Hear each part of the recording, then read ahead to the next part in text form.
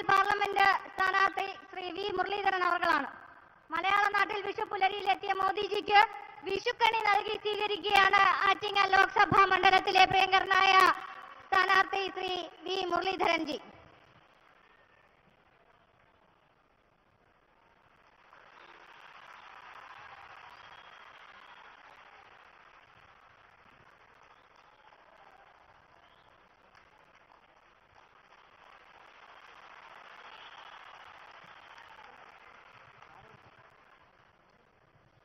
Thiruvananthapuram parliament മണ്ഡലത്തിലെ സ്ഥാനാർത്ഥി Shri Rajeev Chandrasekhar G.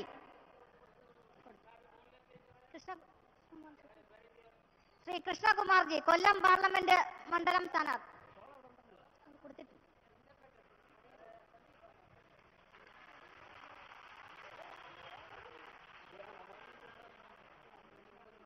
Attingal Lok Sabha മണ്ഡലം അഡ്വക്കേറ്റ് സുരേഷ് മുളയറ രതീഷ് അവർകൾ.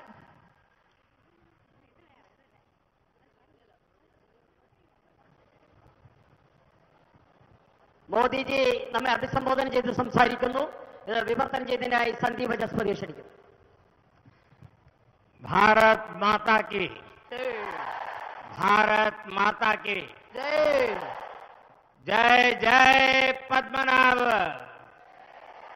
പത്മനാഭൻ തിരുവനന്തപുരത്തെ എന്റെ സഹോദരി സഹോദരന്മാരെ എല്ലാവർക്കും एंटे नमस्कार।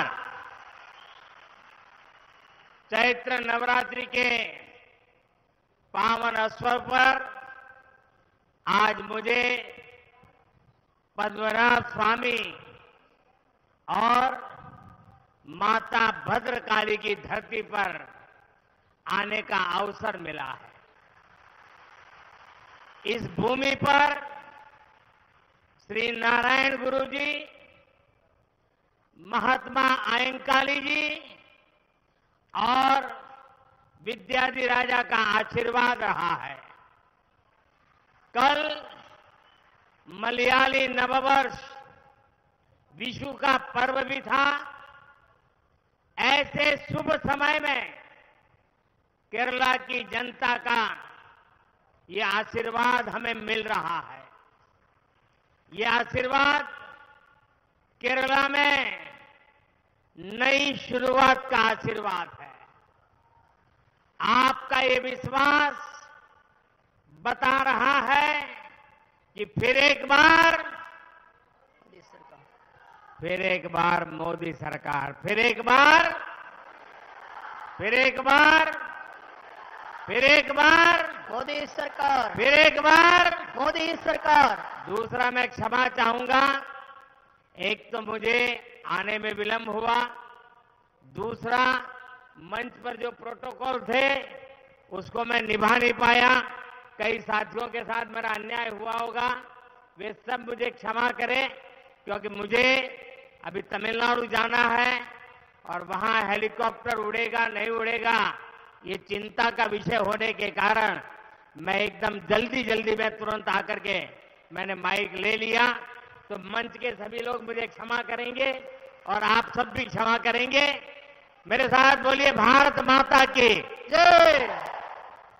ചൈത്ര നവരാത്രിയുടെയും വിഷുവിന്റെയും ഈ പരിപാവന വേളയിൽ പത്മനാഭസ്വാമിയുടെയും മാതാ ഭദ്രകാളിയുടെയും ഒക്കെ നാട്ടിലെത്താൻ എനിക്ക് അവസരം ലഭിച്ചിരിക്കുകയാണ്.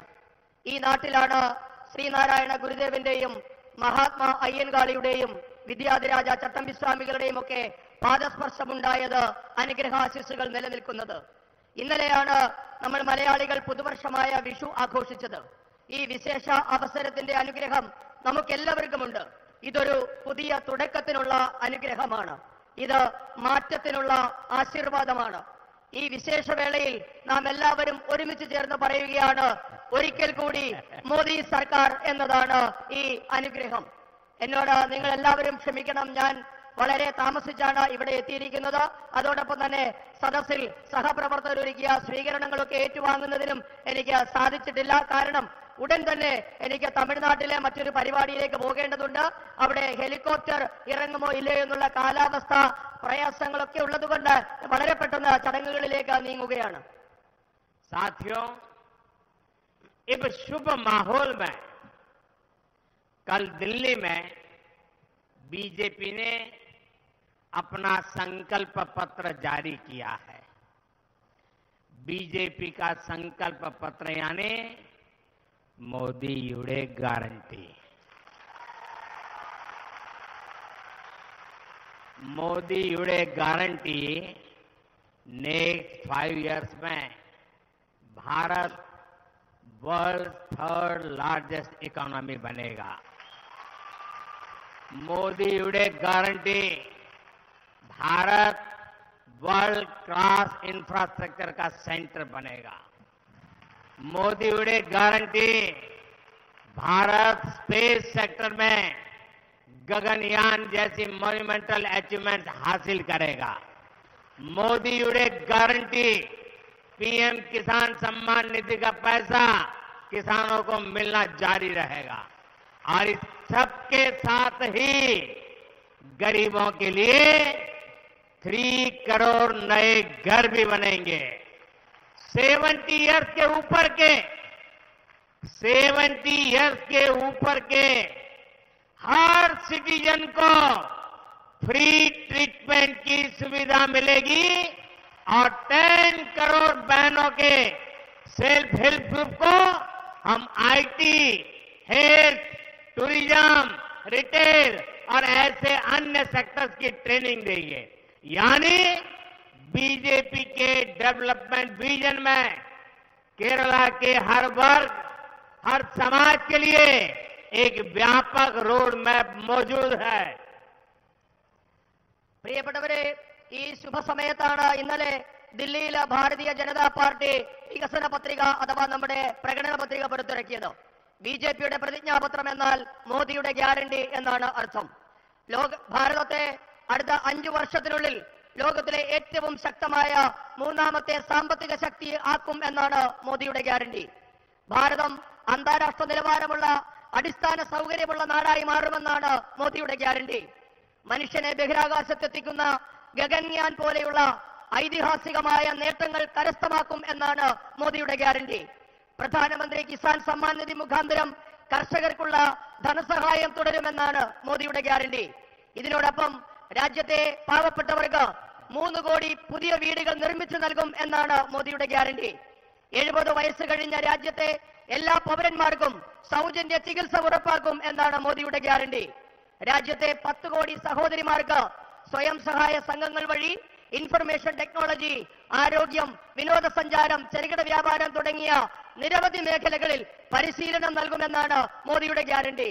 അതായത് ബിജെപിയുടെ വികസന രേഖയിൽ കേരളത്തിലെ വിവിധ മേഖലകൾക്കും വിഭാഗങ്ങൾക്കുമുള്ള നയപരിപാടികൾ ഉൾപ്പെട്ടിട്ടുണ്ട് എന്നുകൂടി അർത്ഥമുണ്ട്. साथियों, सबसे पहले तो इधर उधर जहां मेरी नजर जा रही है, छोटी छोटी गुड़िया सब वेव कर रही है। मेरा इन सभी गुड़िया को बहुत बहुत आशीर्वाद। सुनाई नहीं दे रहा है? ഈ സദസ്സില് നിരവധി കൊച്ചുകുട്ടികളെ കാണാനാകുന്നുണ്ട്. അവരെല്ലാവരും എന്റെ വരവ് പ്രതീക്ഷിച്ചിരുന്നതാണ്. നിങ്ങൾക്ക് എല്ലാവർക്കും എന്റെ നമസ്കാരം. अब आप लोग बैठिए। आप लोगों ने कई समय से हाथ हिला रहे हैं, बैठिए। അവിടെ നിൽക്കുന്ന ആൾക്കാർ കുറെ സമയമായി നിൽക്കുന്ന എല്ലാവരും അവിടെ ഇരിക്കണമെന്ന് അഭ്യർത്ഥിക്കുകയാണ്. നിൽക്കുന്ന ആൾക്കാരെല്ലാവരും. साथियों, बीजेपी ने अपने मैनिफेस्टो में घोषणा की है कि हम अपनी विरासत से ग्लोबल टूरिस्ट को जोड़ेंगे और अपनी विरासत को वर्ल्ड हेरिटेज के स्तर पर ले जाएंगे, उस ऊंचाई पर पहुंचाएंगे। यहां केरला में तो इसकी बहुत ज्यादा संभावना है। बीजेपी का प्लान बड़े टूरिस्ट डेस्टिनेशन के ओवरऑल डेवलपमेंट का है। भाजपा केरला में इको टूरिज्म के नए सेंटर्स भी बनाएंगे। इससे होम स्टे के जो अवसर बनेंगे उसका बड़ा लाभ हमारे ट्राइबल परिवारों को मिलेगा। बीजेपी गवर्नमेंट होम स्टे के लिए महिलाओं को फाइनेंशियल हेल्प भी देगी। നമ്മുടെ മഹത്തായ പൈതൃകം ലോകം മുഴുവൻ അറിയപ്പെടണമെന്നാണ് ഭാരതീയ ജനതാ പാർട്ടി ആഗ്രഹിക്കുന്നത്. ലോക ടൂറിസവുമായി നമ്മുടെ പൈതൃകത്തെ ബന്ധിപ്പിച്ച് ആഗോള ശ്രദ്ധയിലേക്ക് നമ്മുടെ പാരമ്പര്യത്തെ എത്തിക്കുമെന്ന് ബിജെപി ഉറപ്പു നൽകുകയാണ്. ഇതിലേക്ക് നമ്മുടെ കേരളത്തിനും വലിയ സംഭാവനകൾ നൽകാൻ കഴിയുന്നു. നമ്മുടെ വിനോദസഞ്ചാര കേന്ദ്രങ്ങളുടെ സമഗ്ര വികസനമാണ് ഭാരതീയ ജനതാ പാർട്ടിയുടെ ലക്ഷ്യം. ഭാരതീയ ജനതാ പാർട്ടി കേരളത്തിൽ പാരിസ്ഥിതിക സൗഹൃദ ടൂറിസം കേന്ദ്രങ്ങൾ വികസിപ്പിക്കും. ഇതിൽ ഹോം സ്റ്റേകൾക്ക് വലിയ പ്രാധാന്യമുണ്ടാവും. ഇത് നമ്മുടെ വനവാസി കുടുംബങ്ങൾക്ക് ഏറെ പ്രയോജനപ്പെടുന്നതാണ് എന്ന് നിങ്ങൾക്കറിയാം. അടുത്ത ഭാരതീയ ജനതാ പാർട്ടിയുടെ സർക്കാർ ഹോം സ്റ്റേകൾ തുടങ്ങാൻ നമ്മുടെ വനിതകൾക്ക് സാമ്പത്തികമായ സഹായം നൽകുന്നതാണ്. साथियों, बीजेपी ने अपने मैनिफेस्टो में संकल्प लिया है, हम कोस्टलाइन प्रोटेक्शन के लिए काम करेंगे। ये केरला के मेरे फिशरमैन साथियों को बहुत फायदा पहुंचाएगा। इनकी आजीविका को जो एलडीएफ, यूडीएफ ने पिछले वर्षों में बर्बाद किया है, उसे हम बचाने का भरपूर प्रयास करेंगे। हम फिशरीज के प्रोडक्शन और प्रोसेसिंग के लिए नए क्लस्टर्स बनाएंगे। हम केरला के फिशरमैन परिवारों की क्वालिटी ऑफ लाइफ सुधारेंगे, उनकी डिग्निटी बढ़ाने के लिए काम करेंगे। രാജ്യത്തിന്റെ തീരപ്രദേശങ്ങളുടെ സുരക്ഷ ഉറപ്പുവരുത്തുന്നതാണ് ബിജെപിയുടെ പ്രകടന പത്രിക. ഇത് കേരളത്തിലെ മത്സ്യത്തൊഴിലാളി സഹോദരങ്ങൾക്ക് ഏറെ പ്രയോജനം ചെയ്യുന്ന കാര്യമാണ്. നമ്മുടെ മത്സ്യത്തൊഴിലാളി സഹോദരങ്ങളുടെ ജീവിതം ഇടതു വലതു മുന്നണികളുടെ ഭരണം തകർത്ത തരിപ്പണമാക്കി. അവരുടെ ജീവിതം ബിജെപി വീണ്ടെടുക്കും, അവരെ രക്ഷിക്കുമെന്ന് ഉറപ്പു നൽകുകയാണ്. കേരളത്തിലെ മത്സ്യത്തൊഴിലാളി സഹോദരങ്ങളുടെ ജീവിത നിലവാരം ഉയർത്താൻ ഭാരതീയ ജനതാ പാർട്ടി പ്രതിജ്ഞാബദ്ധമാണ്. ഒപ്പം അവരുടെ അന്തസ്സും ആത്മാഭിമാനവും സംരക്ഷിക്കാനുള്ള നടപടികളും ബിജെപി സ്വീകരിക്കും. साथियों, तेजी से आगे बढ़ता हुआ भारत मॉडर्न इंफ्रास्ट्रक्चर पर लाखों करोड़ रुपए इन्वेस्ट कर रहा है। अगले कुछ वर्षों में आप भारतीय रेल का कायाकल्प होते देखेंगे। वंदे भारत ट्रेनों के 3 स्वरूप, Vande Bharat sleeper, Vande Bharat chair car और वंदे भारत मेट्रो, तीनों ही भविष्य में भारत की शान बढ़ाएंगे। अब बीजेपी ने अपने मैनिफेस्टो में एक और बड़ी घोषणा की है। आप जानते हैं, भारत के पश्चिम में अहमदाबाद मुंबई के बीच बुलेट ट्रेन का काम चल रहा है। वो आने वाले कुछ समय में पूरा भी होगा, बुलेट ट्रेन दौड़ना भी शुरू करेगी। लेकिन उसमें से जो हमने सीखा है, समझे हैं, उसके आधार पर उत्तर में, भारत के उत्तर में, भारत के पूरब में और भारत के साउथ में भी बुलेट ट्रेन चलाई जाएगी। एनडीए सरकार के तीसरे कार्यकाल में बहुत जल्द बुलेट ट्रेन से जुड़ा सर्वे कराने का काम शुरू किया जाएगा। പ്രിയപ്പെട്ടവരെ, അടിസ്ഥാന സൗകര്യ മേഖലയിൽ ഭാരതം വൻ കുതിപ്പാണ് നടത്തിക്കൊണ്ടിരിക്കുന്നത്. ഈ മേഖലയുടെ വികസനത്തിനായി ലക്ഷക്കണക്കിന് കോടി രൂപയാണ് ഭാരതീയ ജനതാ പാർട്ടിയുടെ സർക്കാർ നിക്ഷേപിച്ചിട്ടുള്ളത്. വരാനിരിക്കുന്ന വർഷങ്ങൾ നമ്മളുടെ റെയിൽവേയുടെ പുനരുജ്ജീവനത്തിനാകും നാം സാക്ഷ്യം വഹിക്കാൻ പോവുക. നിങ്ങൾക്കറിയാം, ഇപ്പോൾ നമ്മുടെ നാട്ടിൽ കൂടി ഓടിക്കൊണ്ടിരിക്കുന്ന വന്ദേ ഭാരത് ട്രെയിനുകൾ അത് 3 രീതിയിലും, അതായത് സ്ലീപ്പർ ക്ലാസുകൾ, രാത്രിയിൽ കിടന്നു പോകാനുള്ള സൗകര്യത്തോടു കൂടിയുള്ള വന്ദേ ഭാരത്, പകൽ ഇരുന്നു പോകാനുള്ള ചെയർകാർ സൗകര്യം മാത്രമുള്ള വന്ദേ ഭാരത്, അതോടൊപ്പം തന്നെ മെട്രോകളിൽ ഓടുന്ന വന്ദേ ഭാരത്, ഇങ്ങനെ 3 രീതിയിലും വന്ദേ ഭാരത് ഇനി മുതൽ സർവീസ് നടത്തുമെന്ന് ഞാൻ നിങ്ങൾക്ക് ഉറപ്പ് നൽകുകയാണ്. ഇത് ഭാരതത്തിന്റെ ഭാവിയെ തന്നെ മാറ്റിമറിക്കാൻ പോകുന്ന തീരുമാനമാകും. ഇതിനും വലിയൊരു തീരുമാനം നമ്മുടെ പ്രകടന പത്രികയിൽ നാം ഉൾപ്പെടുത്തിയിട്ടുണ്ട്. അത് ബുള്ളറ്റ് ട്രെയിനിനെ സംബന്ധിച്ചാണ്. നിങ്ങൾക്കറിയാം, ഇപ്പോൾ തന്നെ ഭാരതത്തിന്റെ പടിഞ്ഞാറ് ഭാഗത്ത് അഹമ്മദാബാദിനെയും മുംബൈയെയും ബന്ധിപ്പിച്ചുകൊണ്ട് ബുള്ളറ്റ് ട്രെയിനിന്റെ പണി നടക്കുകയാണ്. അത് ഉടൻ തന്നെ കമ്മീഷൻ ചെയ്യാനാകുമെന്നാണ് പ്രതീക്ഷിക്കുന്നത്. എന്തായാലും നമ്മുടെ ദക്ഷിണേന്ത്യയെയും ഉത്തരേന്ത്യയെയും കിഴക്കൻ ഇന്ത്യയെയും പടിഞ്ഞാറൻ ഇന്ത്യയും എല്ലാം ബന്ധിപ്പിച്ചുകൊണ്ട് ബുള്ളറ്റ് ട്രെയിനുകൾ തുടങ്ങുമെന്ന് ഞാൻ ഇതാ പ്രഖ്യാപിക്കുകയാണ്. അതിനുള്ള സർവേ നടപടികൾ ഉടൻ തന്നെ അടുത്ത സർക്കാർ ആരംഭിക്കുന്നതാണ്.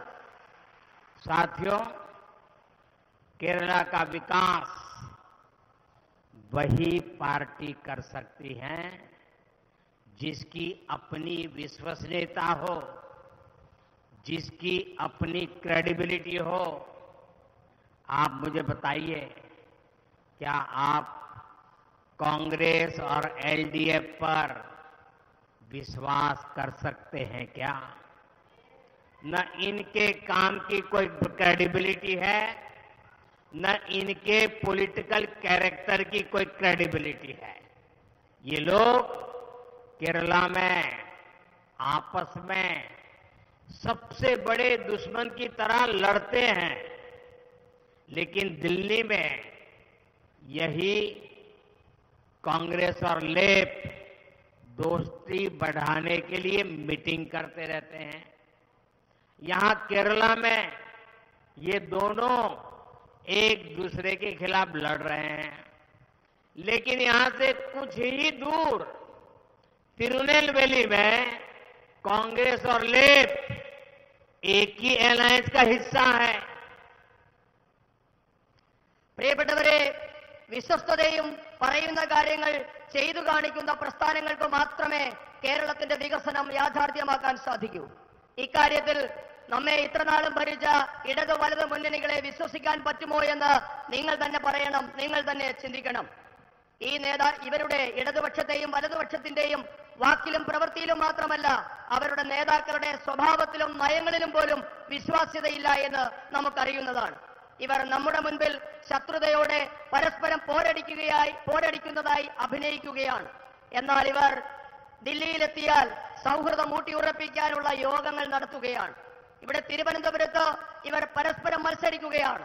പക്ഷേ ഏതാനും കിലോമീറ്റർ കൂടി സഞ്ചരിച്ച് തിരുനെൽവേലിയിലെത്തിയാൽ ഇവർ ഒരു മുന്നണിയുടെ ഭാഗമാണ്, ഇവർ ഒറ്റക്കെട്ടാണ്. साथियों, कांग्रेस और लेप की विश्वसनीयता इतने ही दशकों तक सरकार चलाने के बाद भी इनके पास गिनाने के लिए अपने काम नहीं है। ये जनता के बीच में जाते हैं और झूठ बोलकर केंद्र सरकार की योजनाओं का क्रेडिट खाने का प्रयास करते हैं। यहां तो बारी बारी से यूडीएफ एलडीएफ की सरकार रही है। मैं इनका रिपोर्ट कार्ड आपको बताता हूं। आज केरला में वर्कला और नेडुमंगार जैसी जगहों में ड्रग्स का खुला कारोबार फैल रहा है। ड्रग्स माफियाओं को संरक्षण मिल रहा है। केरला के युवाओं का भविष्य खत्म किया जा रहा है। इसका क्रेडिट किसका है? ये पाप के लिए जिम्मेवार कौन है? പ്രിയപ്പെട്ടവരെ, ദശാബ്ദങ്ങളോളം കേരളത്തെ മാറി മാറി ഭരിച്ചിട്ടും ഇടത് വലത് മുന്നണികൾക്ക് എടുത്തു പറയാൻ തക്ക നേട്ടങ്ങൾ ഒന്നുമില്ല എന്നതാണ് ഇവരുടെ വിശ്വസനീയത. പകരം അവരിപ്പോൾ കേന്ദ്ര സർക്കാരിന്റെ പദ്ധതിയുടെ പിതൃത്വം ഏറ്റെടുക്കാൻ ജനങ്ങളോട് കള്ളം പറയുകയാണ്. ഇവിടെ മാറി മാറി ഭരിച്ച രണ്ട് മുന്നണികളുടെയും പ്രോഗ്രസ് റിപ്പോർട്ട് ഇപ്പോൾ ഞാൻ നിങ്ങളോട് പറയാം. നമ്മുടെ വർക്കലയും നെടുമങ്ങാട് പോലുള്ള പ്രദേശങ്ങൾ പോലും മയക്കുമരുന്ന് മാഫിയയുടെ പിടിയിലായിരിക്കുന്നു. മയക്കുമരുന്ന് മാഫിയകൾക്ക് സർക്കാരിന്റെ സംരക്ഷണം കിട്ടുകയാണ്. കേരളത്തിലെ യുവാക്കളുടെ ഭാവി അപകടത്തിലാണ്, അവരുടെ ഭാവി അസ്തമിക്കുകയാണ്. ആർക്കാണ് ഇതിന്റെ ക്രെഡിറ്റ്? आज केरला के कई हिस्सों में पानी का संकट पैदा हो चुका है। लोगों को पीने का पानी नहीं मिल रहा है। इस पाप के लिए कौन जिम्मेवार? इसका क्रेडिट किसको जाता है? आज केरला की कॉयर इंडस्ट्री बंद होने की कगार पर है। कॉयर इंडस्ट्री के वर्कर्स के आगे जीवन यापन का संकट है। इस पाप के लिए कौन जिम्मेवार? इसका क्रेडिट कौन लेगा? കേരളത്തിന്റെ പല ഭാഗത്തും ഇന്ന് കുടിവെള്ളക്ഷാമം രൂക്ഷമാണ്. കേരളത്തിലെ പലയിടത്തെയും ജനങ്ങൾ കുടിവെള്ളം കിട്ടാതെ വലയുകയാണ്. ആർക്കാണ് ഇതിന്റെ ക്രെഡിറ്റ്? ഇന്ന് കേരളത്തിന്റെ കയർ വ്യവസായം അടച്ചുപൂട്ടലിന്റെ വക്കിലാണ്. കയർ തൊഴിലാളികളുടെ ജീവിതം വഴിമുട്ടി നരകിക്കുകയാണ്. ഈ പാപത്തിന്റെ ക്രെഡിറ്റ് ആർക്കാണ്? साथियों, आज देश में कांग्रेस और लेफ्ट में कोई अंतर नहीं बचा है। लेफ्ट और कांग्रेस दोनों का सिर्फ नाम ही बचा है। दोनों को देश ने रिजेक्ट कर दिया है। कांग्रेस लेफ्ट दोनों विकास विरोधी है। कांग्रेस लेफ्ट दोनों ही भ्रष्टाचार में एक दूसरे का मुकाबला करते हैं। कांग्रेस लेफ्ट का ट्रैक रिकॉर्ड विकास के लिए जरूरी इंडस्ट्री को तबाह करने का है। दोनों की जहां सरकार रह जाती है उस राज्य को बर्बाद कर देते हैं। केरला की जनता आज इसी पीड़ा से गुजर रही है। आज केरला की चर्चा राजनैतिक हिंसा और महिलाओं के खिलाफ बढ़ते अपराधों के लिए होने लगी है। പ്രിയപ്പെട്ടവരെ, ഇന്ന് രാജ്യത്തെ കോൺഗ്രസ് പാർട്ടിയും കമ്മ്യൂണിസ്റ്റ് പാർട്ടിയും തമ്മിൽ ഒരു വ്യത്യാസവുമില്ല എന്ന സ്ഥിതിയാണ്. ഇന്ന് രണ്ടുപേർക്കും അവരവരുടെ പേരുകൾ മാത്രമാണ് സ്വന്തമായിട്ടുള്ളത്. രണ്ടുപേരെയും രാജ്യം തിരസ്കരിച്ചതാണ്. കോൺഗ്രസുകളും കമ്മ്യൂണിസ്റ്റുകളും വികസന വിരോധികളാണ്. രണ്ടുപേരും അരാജകത്വവാദികളാണ്. ഇന്ന് ഈ രണ്ട് മുന്നണികളും അഴിമതിയുടെ കാര്യത്തിൽ പരസ്പരം മത്സരിക്കുകയാണ്. വികസനത്തിന് അത്യന്താപേക്ഷിതമായ വ്യവസായങ്ങളെ തകർത്തെറിഞ്ഞ ചരിത്രമാണ് രണ്ടു കൂട്ടർക്കുമുള്ളത്. ഇവർ രണ്ടുപേരും എവിടെയൊക്കെ ഭരണത്തിൽ ഇരുന്നിട്ടുണ്ടോ ആ സംസ്ഥാനങ്ങളെയെല്ലാം തകർത്തെറിഞ്ഞവരാണ്. ഇന്ന് നമ്മുടെ കൊച്ചു കേരളവും സമാനമായ അവസ്ഥയിലൂടെ, അതേ വേദനയിലൂടെ കടന്നു പോവുകയാണ്. ഇന്ന് കേരളത്തെ പറ്റിയുള്ള ചർച്ചകൾ കേന്ദ്രീകരിക്കുന്നത് രാഷ്ട്രീയ കൊലപാതകത്തെ പറ്റിയും സ്ത്രീകൾക്ക് നേരെയുള്ള അതിക്രമത്തെ പറ്റിയുമാണ്. साथियों, पहले कांग्रेस और अब एलडीएफ की सरकारों ने केरला को अपनी लूट और भ्रष्टाचार के अड्डे के तौर पर इस्तेमाल किया। एक ऐसी सरकार है जिस पर खुद गोल्ड स्मगलिंग में संलिप्त होने स्मगलर्स को संरक्षण देने के आरोप लगते हैं। गोल्ड स्मगलिंग स्कैम में अपराधियों को बचाने के लिए पूरी सरकार लगी हुई है। പ്രിയപ്പെട്ടവരെ, ആദ്യം കോൺഗ്രസ്, ഇപ്പോൾ ഇടതുമുന്നണി, രണ്ട് സർക്കാരുകളും മാറി മാറി കേരളത്തെ കൊള്ളയടിക്കാനും അഴിമതി നടത്താനുള്ള താവളമായി, അവരുടെ കേന്ദ്രമായി മാറ്റിയിരിക്കുകയാണ്. ഇന്ന് കേരളം ഭരിക്കുന്ന സർക്കാർ ദിവസവും സ്വർണ്ണക്കടത്ത് നടത്തുന്നവരെ സംരക്ഷിക്കുന്നു എന്ന ആരോപണം നേരിടുന്ന സർക്കാരാണ്. സ്വർണ്ണക്കടത്തുകാരെ, അതിൽ കുറ്റം ചെയ്തവരെ സംരക്ഷിക്കാൻ മുഴുവൻ സർക്കാർ സംവിധാനങ്ങളും ഇവിടെ ദുരുപയോഗപ്പെടുത്തുകയാണ്. साथियों, केरला में गरीबों, मजदूरों, महिलाओं, गल्फ से लौटे लोगों के पैसे की खुलेआम लूट हो रही है। केरला में 300 से ज्यादा, मैं बहुत गंभीरता से बात बता रहा हूं, 300 से ज्यादा कोऑपरेटिव बैंक है और इनके पास केरला के गरीबों के, केरल के मध्यम वर्ग के लोगों के करीब करीब 1 लाख करोड़ रुपए जमा है। इन 300 बैंक में 1 लाख करोड़ रुपया आप लोगों का जमा है। सीपीएम के करप्शन की वजह से ये पैसा खतरे में पड़ा हुआ है। कितने ही कोऑपरेटिव बैंकों में सीपीएम के सदस्यों द्वारा गरीबों का पैसा लूट लिया गया है। പ്രിയപ്പെട്ടവരെ, ഇന്ന് കേരളത്തിലെ സാധാരണക്കാരുടെ, ദരിദ്രരായിട്ടുള്ളവരുടെ, സ്ത്രീകളുടെ ഒക്കെ പണം മോഷ്ടിക്കപ്പെടുകയാണ്. കേരളത്തിൽ ഏകദേശം 300ഓളം സഹകരണ ബാങ്കുകളിൽ കൂടി 1 ലക്ഷം കോടി രൂപയുടെ കൊള്ളയാണ് ഈ ബാങ്കുകൾ ഭരിക്കുന്ന സിപിഎം നടത്തിയിട്ടുള്ളത്. വനിതകളുടെ, കർഷകരുടെ, ദരിദ്രരുടെ ഒക്കെ നമ്മെ പോലെയുള്ള സാധാരണക്കാരുടെ 1 ലക്ഷം കോടി രൂപയാണ് സിപിഎം ഭരിക്കുന്ന ബാങ്കുകൾ കൊള്ളയടിക്കുന്നത്. സിപിഎം എത്രയൊക്കെ ബാങ്കുകൾ ഭരിക്കുന്നുണ്ടോ അവിടെയെല്ലാം കൊള്ള നടക്കുന്നു എന്നതാണ് അവസ്ഥ.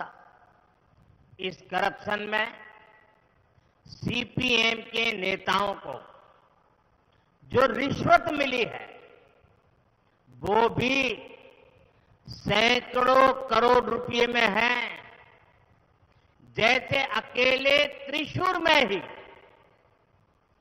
80 से ज्यादा अघोषित खातों में 25 करोड़ रुपए की रिश्वत जमा है। अकेले त्रिशूर के सीपीएम जिला सचिव के नाम पर 100 से ज्यादा प्रॉपर्टी खरीदी गई है। जब एक स्थान का ये हाल है तो हम बाकी केरला का अंदाज लगा सकते हैं।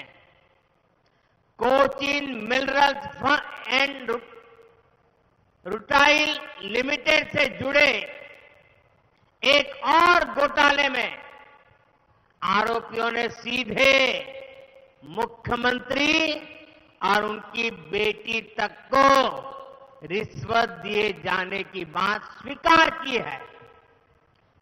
इस केस की जांच ना हो, इसके लिए केरला सरकार पूरी ताकत लगा रही है। പ്രിയപ്പെട്ടവരെ, സിപിഎമ്മിന്റെ ഭരണത്തിലിരിക്കുന്ന ബാങ്കുകൾ 100 കണക്കിന് കോടി രൂപയാണ് അഴിമതിയിലൂടെ നടത്തുന്നത്. തൃശൂരിൽ മാത്രം 80ലധികം ബാങ്കുകളിലാണ് അഴിമതി നടത്തിയിട്ടുള്ളത്.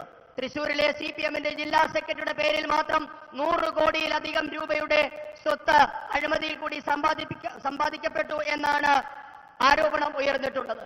അതോടൊപ്പം തന്നെയാണ് പുതിയതായി ഉയർന്നു വന്ന മറ്റൊരു അഴിമതി ആരോപണം, KMRLന്റെ അതുമായി ബന്ധപ്പെട്ട അഴിമതി. ഇതിൽ മുഖ്യമന്ത്രിയും മുഖ്യമന്ത്രിയുടെ മകളുമാണ് ആരോപണ വിധേയരെന്ന് നമുക്ക് എല്ലാവർക്കും അറിയാം. ഈ കേസ് നരേന്ദ്രമോദി സർക്കാർ ഇടപെട്ടിട്ടില്ലായിരുന്നു എങ്കിൽ പുറം ലോകം അറിയാതെ പോകുമായിരുന്നു. केरला में इन स्कैम्स की वजह से हजारों परिवारों का जीवन दांव पर लग गया है। यहां सीपीएम के मुख्यमंत्री लगातार झूठ बोल रहे हैं कि कोऑपरेटिव स्कैम के पीड़ितों को उनका पैसा वापस मिलेगा, दोषियों पर कार्रवाई होगी। ये आपका सेवक मोदी है जो सख्ती से इस केस की जांच करवा रहा है। अब तक स्कैम करने वालों की करीब 90 करोड़ रुपीस की संपत्ति अटैच हो गई है।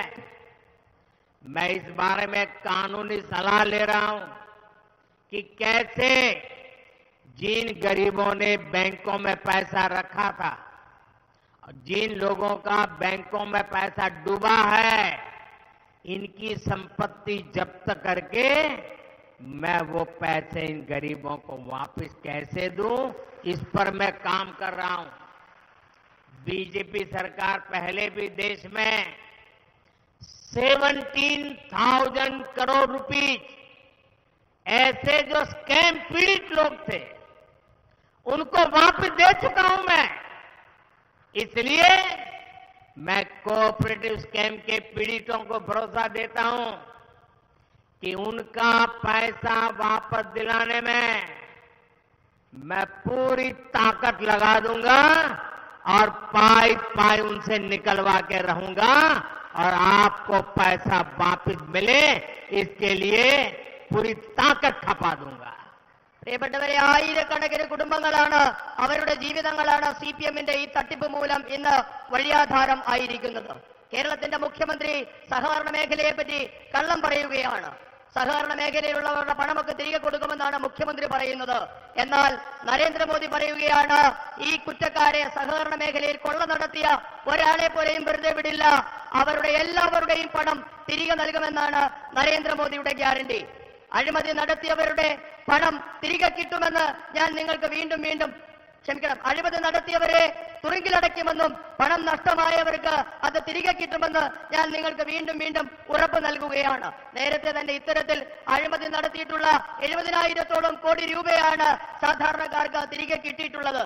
അതുകൊണ്ട് തന്നെ ഞാൻ നിങ്ങൾക്ക് ഉറപ്പ് നൽകുകയാണ്, ഈ പണം, സാധാരണക്കാരുടെ പണം, നഷ്ടപ്പെട്ടത് ആരായാലും അവരുടെ പണം നിങ്ങൾക്ക് തിരികെ കിട്ടും. അതിനുവേണ്ടി അഴിമതി നടത്തിയ എല്ലാവരെയും തുറുങ്കിലടയ്ക്കുമെന്നും ഞാൻ ഉറപ്പ് നൽകുകയാണ്. साथियों, खुली लूट के कारण केरला आर्थिक तबाही के कगार पर पहुंच चुका है। सरकारी खजाने खाली हो चुके हैं। राज्य सरकार के पास अपने कर्मचारियों को, पेंशनर्स को सैलरी देने के लिए पैसे नहीं है। केंद्र सरकार केरला के विकास के लिए जो पैसा भेजती है उससे राज्य सरकार अपना कर्ज चुकाने में खर्च करती है।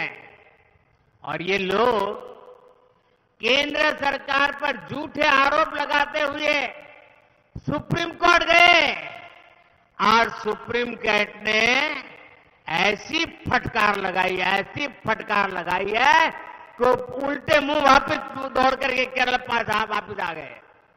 सुप्रीम कोर्ट ने साफ साफ कहा कि केरला में फाइनेंशियल क्राइसिस के लिए यहां की राज्य सरकार जिम्मेदार है।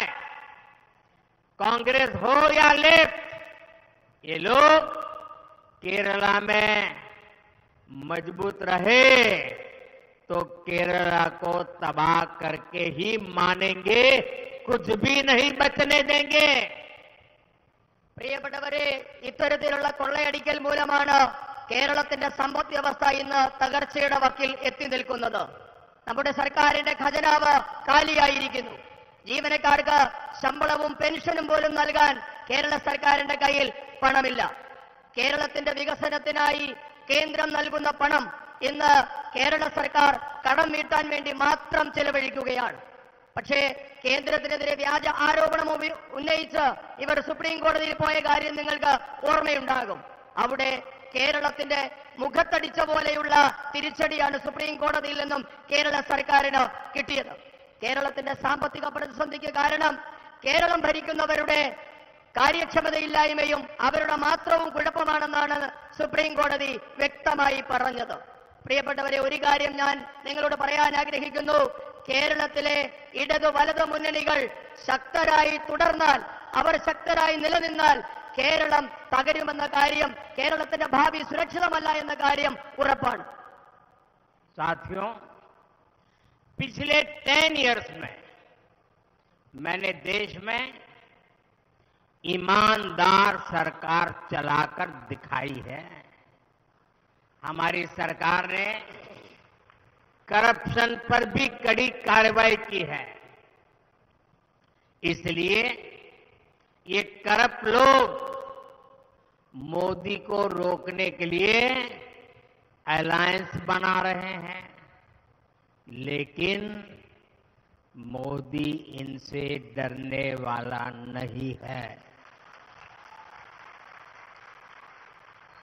26 अप्रैल को 26 अप्रैल को कमल के बटन पर आपका एक एक वोट करप्शन के खिलाफ चल रहे इस आंदोलन को मजबूत करेगा, देश को करप्शन से मुक्ति दिलाएगा। പ്രിയപ്പെട്ടവരെ, കഴിഞ്ഞ 10 വർഷക്കാലം ഞാൻ ഈ രാജ്യത്തെ സത്യസന്ധമായി നയിച്ചു. അഴിമതി അവസാനിപ്പിക്കാൻ നിരവധി നടപടികളാണ് കേന്ദ്ര സർക്കാർ സ്വീകരിച്ചത്. അതുകൊണ്ടാണ് ഈ അഴിമതി പാർട്ടികൾ നരേന്ദ്രമോദിയെ ചെറുക്കാൻ സഖ്യമുണ്ടാക്കി മത്സരിക്കുന്നത്. എന്നാൽ ഞാൻ ഒരു കാര്യം പറയാൻ ആഗ്രഹിക്കുന്നു, ഈ അഴിമതിക്കാരെ ഭയക്കുന്ന ആളല്ല നരേന്ദ്രമോദി.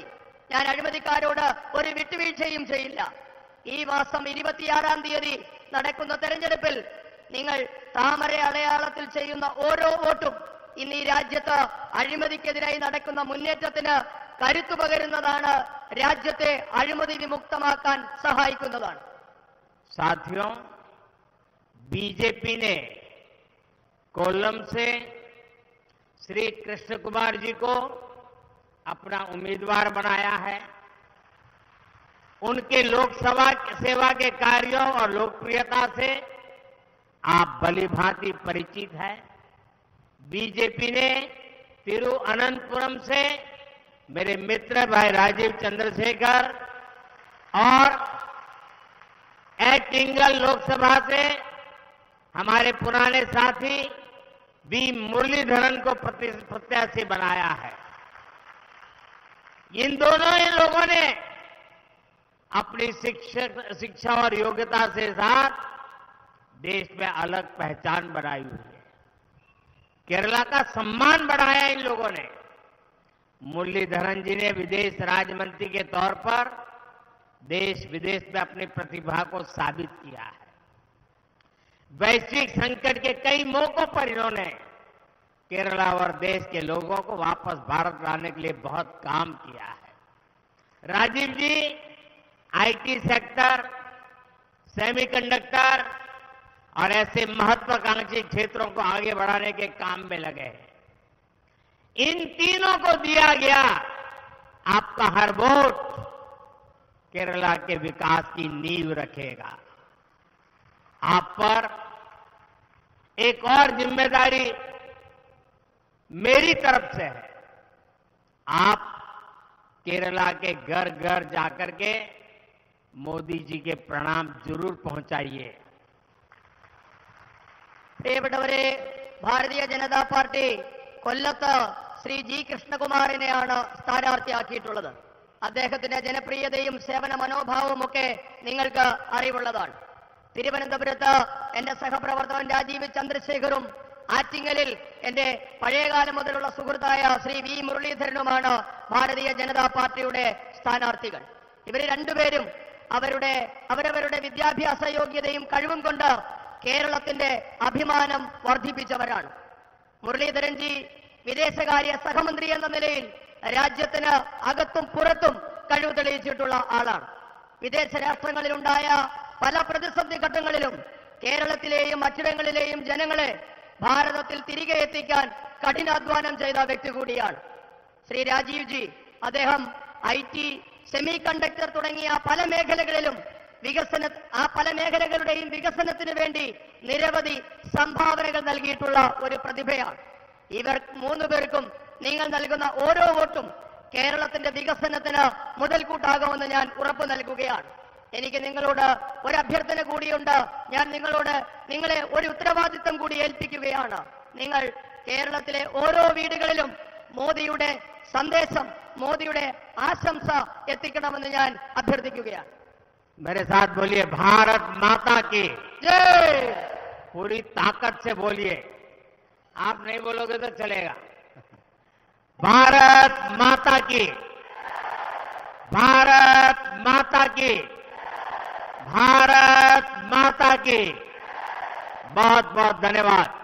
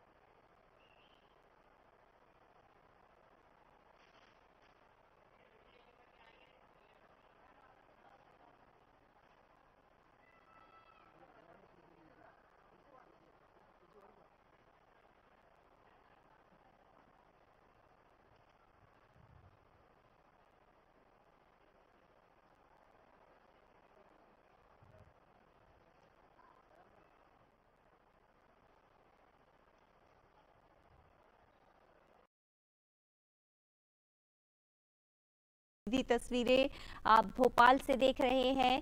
मेरा बूथ सबसे मजबूत कार्यक्रम, और यहाँ पर प्रधानमंत्री नरेंद्र मोदी इस समय कार्यक्रम में मौजूद हैं।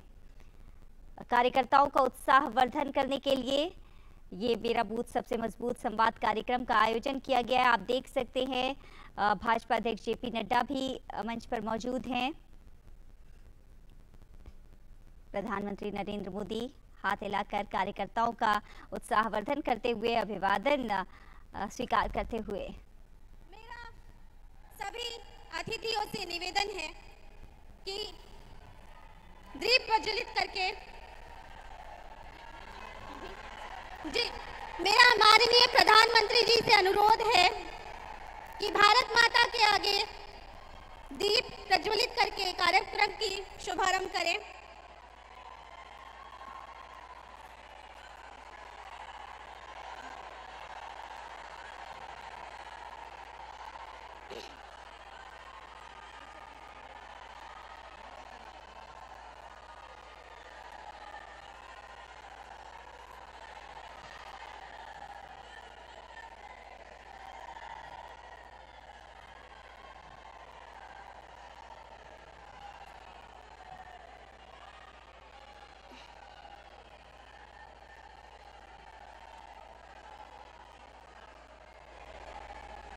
भारत माता की, भारत माता की, भारतीय जनता पार्टी,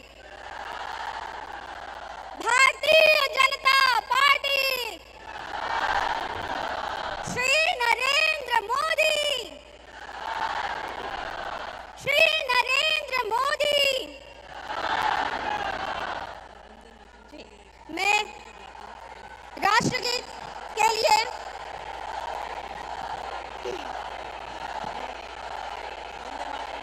मैं आप सभी से अनुरोध करूंगी, राष्ट्रगीत के लिए अपने स्थानों पर खड़े हो जाएं। बहन फागुनी से अनुरोध है, मंच पर आएं।